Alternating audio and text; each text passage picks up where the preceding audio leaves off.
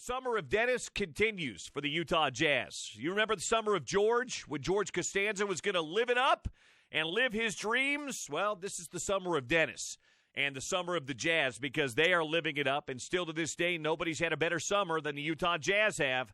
Again, that can change if Kawhi Leonard joins the Lakers. You might give them a little bit of a nudge or a nod, but so far, Dennis Green has pushed all the right buttons, adding Mike Conley via trade, Bojan Bogdanovic, who's been terrific as a shooter for the Indiana Pacers, also adding Ed Davis yesterday, adding Jeff Green and Emmanuel Mudiay. They have got veterans, they have got depth, they have got quality throughout their roster. And they've done a terrific job filling that thing out. We'll talk about it today with you guys here on the program on ESPN 700. I still think they probably might have one move left in them. I think I saw Tony tweet that out last night, too, from his account. But I kind of feel like they've still got a little bit of money. They got the veteran minimum deals yesterday with a Mudiay and a Jeff Green. So I think they've got room to probably add one more veteran, maybe another shooter, if it might be possible.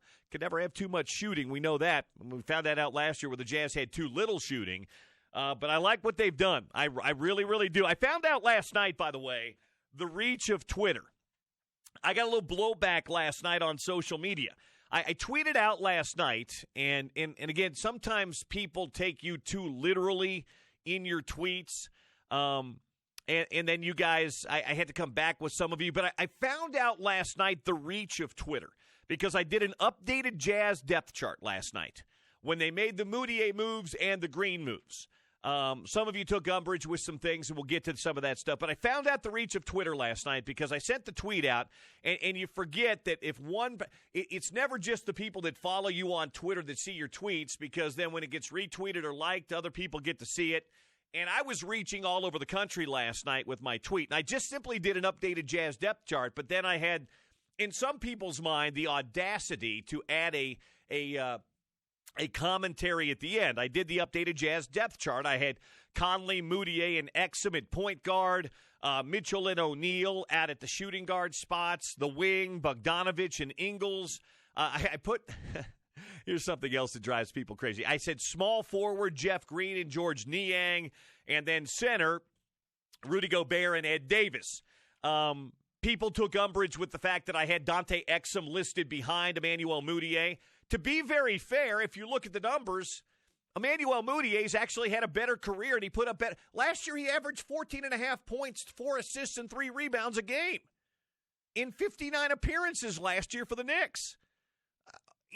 Dennis Lindsey would probably give his left pinky finger if he got that kind of production out of Dante Exum. It doesn't really matter. They're both backups. And the other thing people glommed onto last night was the fact that I listed Jeff Green and George Niang at small forward, and then I didn't list a power forward. And what I just decided I should have done was just put a forward. Because let's be very fair, Jeff Green will be the fourth player on the floor in a forward position between Bogdanovic and Gobert, but he's not really what you would technically call a power forward. He's more of a small forward who plays a fourth position. He's not a power forward. Jeff Green's he's not. There aren't a lot of power forwards in the game today in what we traditionally think of as power forward. So people took umbrage with that. What you just needed to simply look at were the 5 starters I had out there. Conley, Mitchell, Bogdanovic, Green, and Gobert.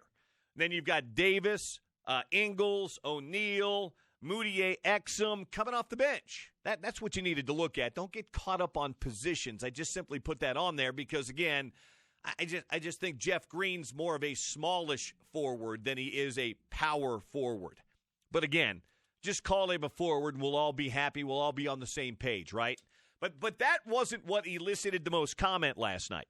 What elicited the most comment last night was I apparently had the audacity of saying – this team could very easily win the West or NBA title. Now, when I say very easily, people took that very literally, like they were going to just blow through everybody and sweep everybody. You took things way too literally if you took umbrage with that comment. What I basically meant was the Jazz are now on a short list of teams that are contenders.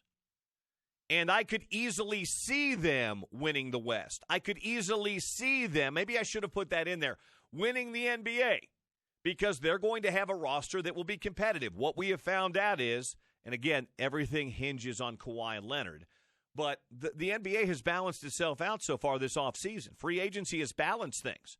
It's more wide open in both the East and the West than it's been in a long time. There's 3 or 4 teams that could win the East. There's probably 4 or 5 or 6 teams that might be able to win the West, and the Jazz are one of them. So when I said that that this team could very easily win the West or the NBA title, I didn't mean it would be easy to do so, but I could see it happen. I could very easily see that happening, if that makes sense. So anyway, but it was funny. Jazz fans didn't take umbrage with that comment. It wasn't the fans of the Utah Jazz, although some did. It was fans. I had people from Boston. I had people from Portland. I had people from Atlanta and Florida and Texas coming after me last night on Twitter for my comment. It was funny.